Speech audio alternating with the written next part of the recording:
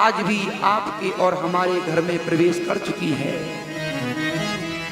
बचने की आवश्यकता है उस पूतना से।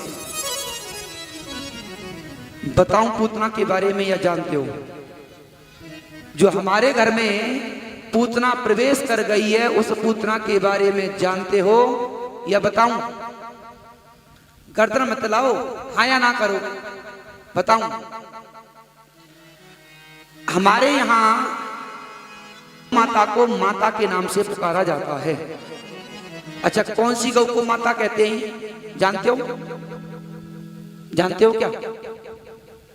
देसी, अंग्रेजी, फ्रीजन, अमेरिकन, दोगली या और बहुत सारी हैं, बताओ जी।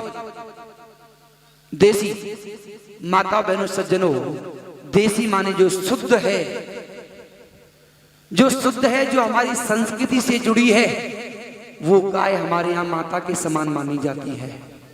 और आज भी जब घर में कोई रोगी हो जाता है और वैद्य के पास जाते हैं तो वैद्य कहता है इस दवाई को देसी गाय के घी में मिला करके चाट लेना, या इस दवाई को देसी गाय के दूध के साथ फंकी लेकर के खा लेना।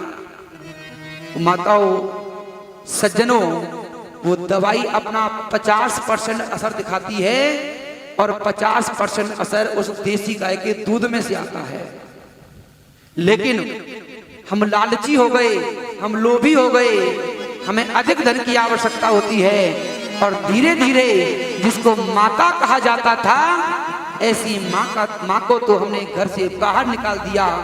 और जो हमारी गौ माता का स्वरूप धारण करके हमारे घर में प्रवेश कर गई, ऐसी अमेरिकन फ्रीजन गाय को अपने घर लाते हैं और उसका दूध अपने बच्चों को पिलाते हैं। माता बहनों सज्जनों, ये गौ माता नहीं, ये तो गौ के वेश में आई हुई पूतना है। तो अगर आप लोग अपने बच्चों में भगवान श्री कृष्ण जैसे संस्कार देना चाहते हो तो निवेदन करना चाहूंगा कि आप लोग अपने बच्चों को जितना संभव हो देसी गाय का दूध पिलाया करो। ये चर्चा थोड़ी देर बाद प्रारंभ होगी जब हम गौवर्धन के बारे में चर्चा करेंगे। आइए, पूतना आज चल दी और चल पड़ी है किधर? गोकुल नगरी की ओर। इधर जब नंद बाबा ने मथुरा नगरी में प्रवेश किया, अपना पूरा टैक्स, अपना पूरा कर जमा करा दिया, तो वसुदेव की नजर नंद बाबा पर पड़ी। वसुदेव जी की नजर आज नंद बाबा पर पड़ी तो मन में विचार करने लगे, ये तो यहाँ घूम रहा है और कंस ने पूतना को बच्चों का वध करने के लिए भेजा है। कहीं ऐसा ना हो पूतना गोकुल नगरी में पहुंच जाए और उस बच्चे की हत्या कर दे, उस बच्चे का कत्ल कर दे। चोरी छिपे छिपाते हुए आज वो नंद बाबा के पास पहुंचे। माता बहनों सज्जनों, नंद बाबा से कहने लगे, हे मित्र, यहाँ किस कार्य के लिए तेरा यहाँ आगमन हुआ है? कहने लगा, भैया मैं अपना टैक्स देने के लिए आया हूं, कर देने के लिए आया हूं, क्योंकि मेरे घर में एक छोटी सी खुशी हुई थी, उस खुशी के चक्कर में मैं टैक्स देना भूल गया था, तो अब मैं उस टैक्स को देने के लिए आया हूं। वो जैसे ही वसुदेव ने सुना खुशी, अरे भाई तेरे घर कौन सी खुशी आ गई? बोला, भैया भगवान की कृपा से, भगवान की दया से मेरे घर एक लल्ले का जन्म हुआ है, मेरे घर एक लल्ला प्रकट हुआ है। वसुदेव ने सुना, भाई तो कैसा मित्र है, तेरे घर में इतनी बड़ी खुशी आई है, तेरे घर एक पुत्र का जन्म हुआ है, लेकिन तूने ये सूचना मुझे देना उचित नहीं समझा। माता बहनों सज्जनों, वसुदेव नंद बाबा हाथ जोड़ करके खड़े हो गए, क्षमा करना मित्र, मैं चाहता था तुम्हें संदेश देना, लेकिन मेरी हिम्मत नहीं हुई तुम्हें बतलाने की, क्योंकि जिस व्यक्ति की 8-8 संतानों की हत्या कर दी जाती हो, जिस व्यक्ति ने अपने हाथों में 8-8 बच्चों को गोदी में लिया हो और उसकी ही आंखों के सामने उन बच्चों की हत्या कर दी गई हो, उसके दर्द को मैं महसूस कर सकता हूँ। हे मित्र, मेरी हिम्मत नहीं हुई तुझे ये बतलाने की कि मेरे घर संतान का जन्म हुआ है।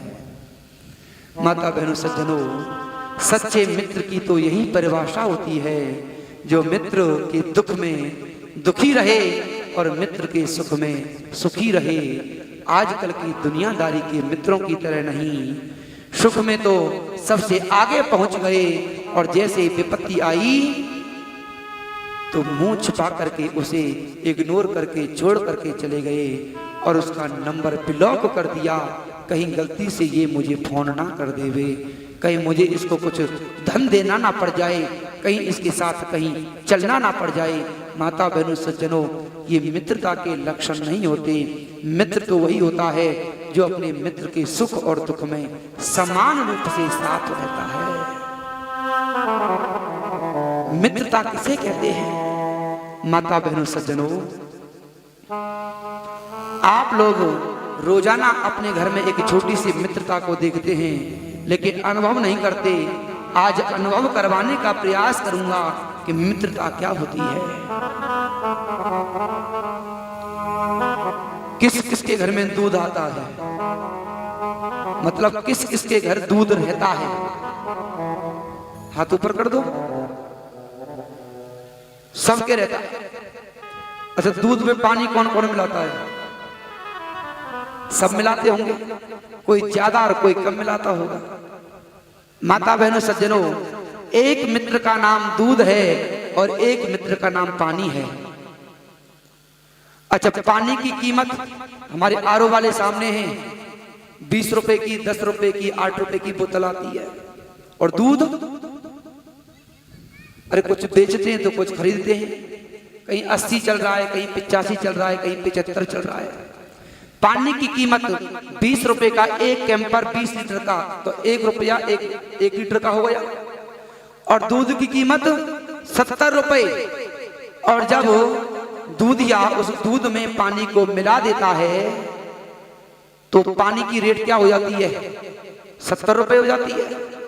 जब एक मित्र दूसरे मित्र से मित्रता करके आपस में मिल जाते हैं तो जिस मित्र की कीमत 1 रुपया रहा करती थी, उसी मित्र की कीमत मिलते ही 70 रुपए पहुंच गई। अर्थात इस मित्र ने अपने दूसरे मित्र की कम कीमत होते हुए भी अपने आप में मिला करके अपने मित्र की कीमत को बढ़ा दिया। ओहो, ये मित्रता यही खत्म नहीं होती है। असली मित्रता तो अब शुरू होगी, अब प्रारंभ होगी। आप लोगों ने उस दूधिया से 2 लीटर दूध ले लिया, उसमें से 1 लीटर पानी था और 1 लीटर दूध था। दूध को घर लेकर के आए, आपने अपनी घर की गैस को जलाया, घर की गैस को जला करके उस दूध को पतीले में डाल करके गैस पर चढ़ा दिया, अग्नि पर रख दिया। धीरे धीरे धीरे धीरे उस अग्नि से उस दूध में गर्माहट पहुंची। धीरे धीरे दूध गर्म हुआ और गर्म होते होते पहले दूध निकलेगा या पानी?